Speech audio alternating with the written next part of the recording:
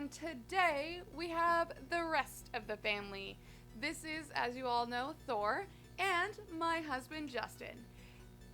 So, today's topic is a review of The Witcher. And then after that, we're going to be breaking down a little bit of the differences between the show and the game. So the pertinent information you need to know before watching The Witcher is the timelines are horribly construed.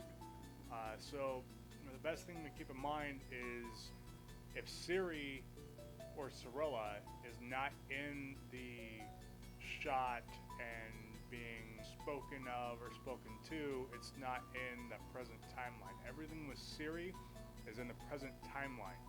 Everything not with Ciri that he deals with Geralt or Yennefer or Jaskier, that's all past. And it's not until way later that the timelines actually catch up with each other. Number one. I don't have as cool voices as you. Okay, does it keep your attention? Well, it does for me. I'm biased. You are very biased. I loved the show. I was excited for it.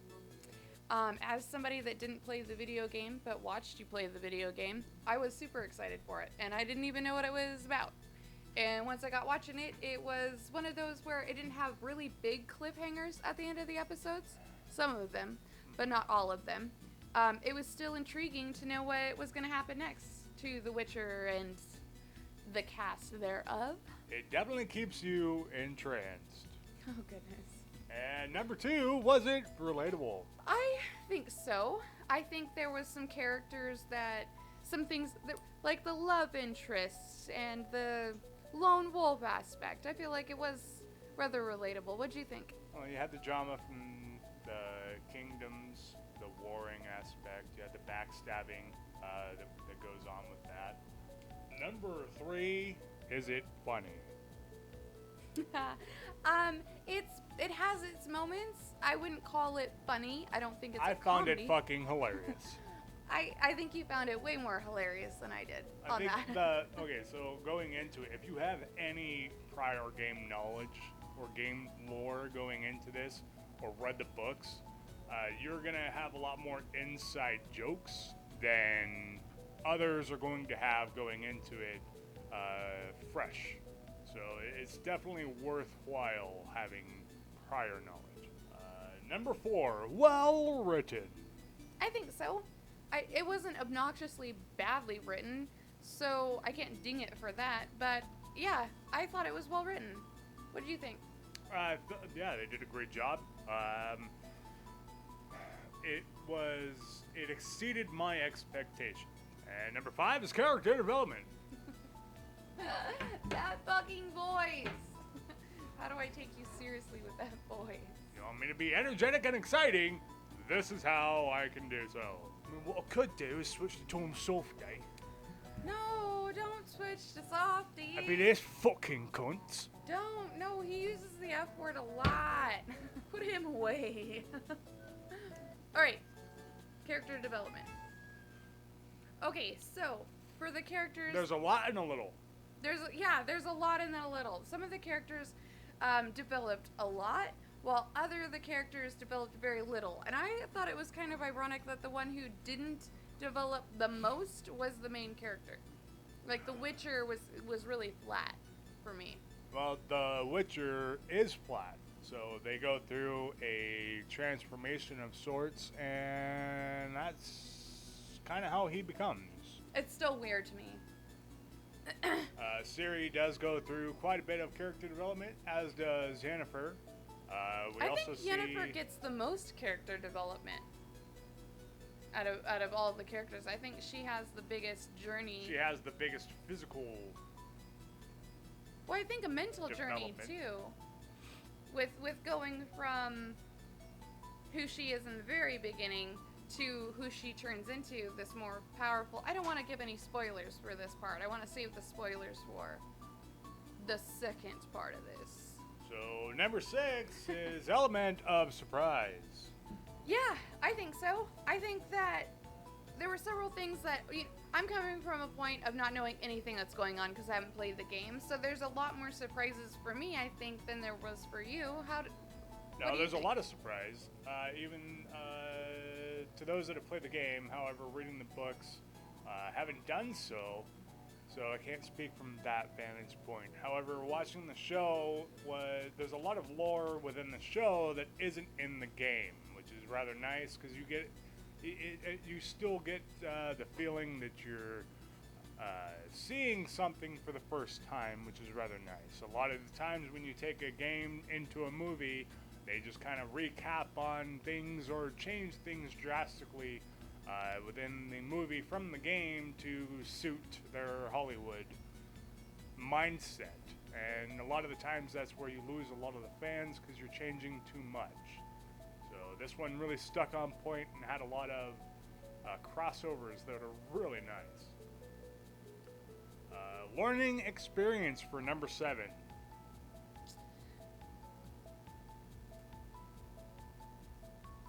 There was for me.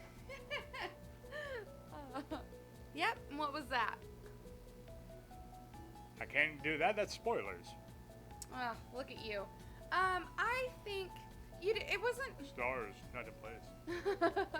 It wasn't anything like they taught me math or anything like that. But I think the moral of the story. Yang. What? Okay, Yang. Yang. It's a big presidential debate thing right now with Andrew Yang. Oh, goodness. Okay, so I don't think. God, now you threw me off. Learning experience. Moral. Okay, so I think that it had more of like a moral of the story because we see The Witcher and we see what he goes through, and I think it's more of like a because he wants to stick to his morals and his values, so I think that's a good takeaway from it. Was it unique? Coming in at number 8. It's really hard to say that this show is unique because we were getting so many fantasy series and shows and yeah. So I think I don't know what really makes it stick out of the crowd. What do you think sticks it out from the rest of the fantasy That's series? the unique Witcher story. It's definitely unique. You're presenting to a well-established base of a fan base that, for one, would embrace the books. I didn't. Should have, but I didn't. And then we just played the shit out of the games. And in fact, with this series coming out, they've actually stated that more people are playing Witcher 3 now than there was before the show. Which obviously it's going to bring more people into it. You're giving them a TV series and you're giving excitement and hype. Well, that's what they did with toys. Back in the day with cartoons, they would come out with a toy and then they would build a cartoon series around that toy to build up the hype to it. So it would definitely work with a video game. It got me interested into actually watching the game compared to just, oh yeah, you're playing this game again. I'm just going to stare blankly at the screen. Worked on me. And number 9, acting quality. I think they're on point when it comes to it. There wasn't a single actor that just stuck out. Like, what the junk are you doing here? Everybody seemed to be pulling their own weight in it. And I give props to that girl that I honestly thought she was like 12. The one that plays Suri, is that her name? Siri? Yeah. 18, yeah. 18? No way. You look like you're 12. Mad props. What do you think? And I have to give it to Geralt, because I don't think they could have found a better actor to play that part with the voice and look. He looks just like him. Just like him. Crazy. Just word for advice for season 2, Netflix, have him grow a beard. Yeah, he does need facial hair. Yeah. All men need facial hair. If they can grow it. I don't want to shame any guy who can't grow facial hair, although... I will! And number 10, did it stick with me? I think I'm not as into the whole Witcher and everything. I can't wait for season 2 to come out, but I think I'm gonna forget a lot of the series before it comes out again. I don't think you will, considering how many times I'm gonna make you watch it. But Three. it's one of those that will definitely stick with me. A lot like Game of Thrones. That's a show I constantly think about. Another one, just for throwing it out there, a show that I constantly think about is Quantum Leap. Show back in the late 80s, early 90s, as well as the A-Team. You know what show really sticks with me? Big Bang Theory. I think about Big Bang Theory like Amazing. every day. Ending sucked. Yeah, but so did Game of Thrones. God. The ending to The Witcher had better be better than the ending to any of the rest of the stuff they've been putting out. Well, recently. my hope for The Witcher actually is that we get to see Kaer Morhen, and I'm really hoping that we get to see the transformation of Ciri. Spoiler alert, by the way, we are now past this stage. Yeah, no, we're diving into some spoilers now. Now that we just gave you a review of the show, we're gonna dive in. My husband's gonna dive in to some differences between the game and the show. You ready for this? Not a lot of complaints, but there are some.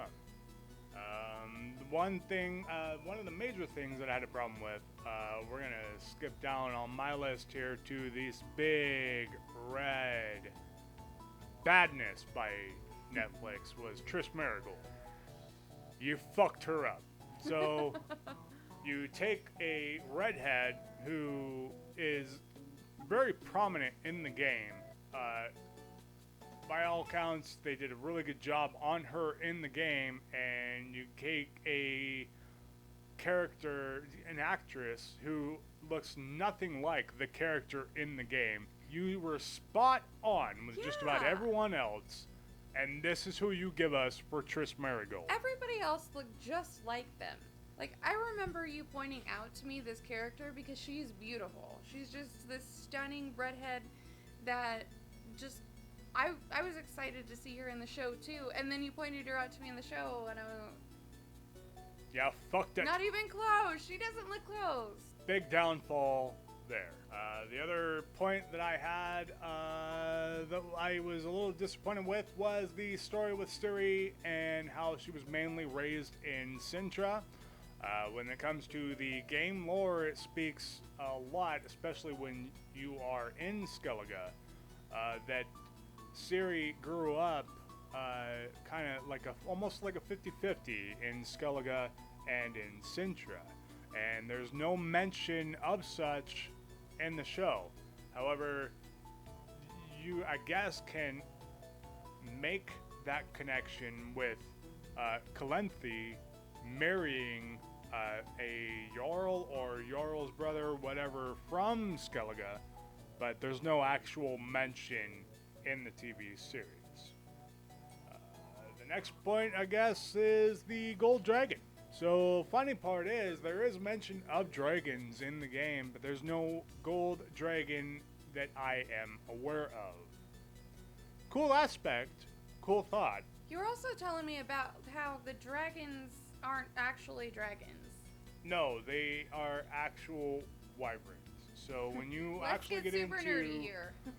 the D&D's monster manual, which a lot of fantasies actually go off of, they're kind of the base for a lot of monsters, is a dragon has 4 legs plus wings. A wyvern, its wings come from its arms, which in this show is a fucking wyvern. And moving on, we have Dandelion, or Jaskier. So, not sure why Netflix decided to change the name of the bard who makes Geralt famous. That's who Dandelion is. Oh, Valley of Plenty. Yeah. You've been talking to me about Dandelion, and I couldn't figure out who was exactly you Right. were talking about. So he's the one that is following him around and making the songs about his adventures and singing them. Well, that doesn't make any sense. Why would you change a name to what's his name again in the show? Jaskier. Yeah, I can never remember that. Why would you Dandelion? I could remember Dandelion. But he definitely, they nailed him with the physical appearance, I do have to say. I would like him to eventually grow his very light goatee that he has and start dressing in those very peacockish clothes and colors that he wears in the game. Very flamboyant, and which made him a very fun character to see in the game. Moving on, Vesemir. So we don't see Vesemir at all in the series. We see one other Witcher in the series, and on the list, moving down, Ciri's parents. So another big grep I have coming from the television series and game lore is Ciri's parents. So in the series, it states that her parents are Princess Pavetta, and I guess he becomes Prince Dooney, or Lord Dooney, and Porcupine. yes, and the grandmother raises Ciri, who is Queen Calantha, whatever, and she becomes the lion cub of Cintra. Problem is, when it comes to the game, and there's no actual fill in the gap here because there's no connection between game and Ciri's lore here, is that I am aware of. If I'm wrong, please call me out. Is that in the game, it's the King of Nilfgaard is Ciri's father, and that really contradicts a lot of what's going on there. So it's definitely an aggravating and infuriating feature. And Cintra. So Cintra, really hope they're going to explain it in season 2. I'm really hoping this. So in the Witcher 3 lore, we come to a point where Cintra is no longer a kingdom within world of the Witcher. It's no longer even a city that you're able to really go to. So we have Cintra is kind of wiped off the map, and if that is explained with the battle that we saw when Nilfgaard takes it over to continue moving north, that would make wonderful sense, and I'm really hoping they include that into the series. But they didn't explain that part in the game. Not that I recall, no. The other part is that troubled me a little bit was, I believe in episode 4, maybe 5, we have Ciri talking about going to Skellige. So because of the location of the Forest of Brokilon, or the Brokilon Forest, where Ciri goes and has the meeting with the Dryads, or Amazons, it's actually almost directly south of Cintra, where Skellige is directly west of the forest. The same distance away from Cintra. If it's going to take her a week by foot, or a week by horse, On a fast on a horse. horse, Yeah. to get to Skellige, what fucking direction was she going when she left the forest? Not only that, but it speaks of Sodden, right? The battle at Sodden, where she is able to get to before the night's end. Sodden is way further away. It's like Game of Thrones all over again. It doesn't make sense. It took the king weeks to get up there. Next thing you know, people are like teleporting back and forth to places. No, it was a full month. It was like a fortnight that it took them to get from King's Landing up to and then Winter. The next thing you know, it takes like a week to move a whole army. No. Crazy. Dragons were coming in and zapping people around. Yeah. Anyways, so that was a little bit infuriating with somebody that knows a little bit about the lore. So I could definitely see how they tried to dumb it down for the TV series. For me. Didn't they did like it. For me. Tessia. So that was another interesting thing. So we have Tessia at the Battle of Sodden, where it almost looks like she's going to die there. And it doesn't actually state, however, she's a badass in game lore. And that lady is the one that's over all the She's the mages. Rectoress. Yes. Okay, yeah. She's Yennefer's McGonagall. teacher. Not fucking Harry Potter. So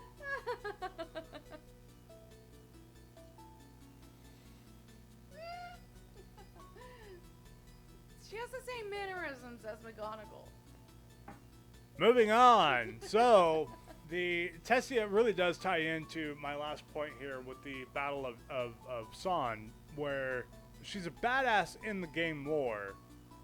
Just extreme badass. And the funny part is we do see a glimpse of Yennefer going back and almost relenting to teaching with Tessia again. And then the fallout with Nilfgaard comes into play, where they're taking over the kingdoms. There's the Council of the Brotherhood, and then you have the mage party going up to Sond.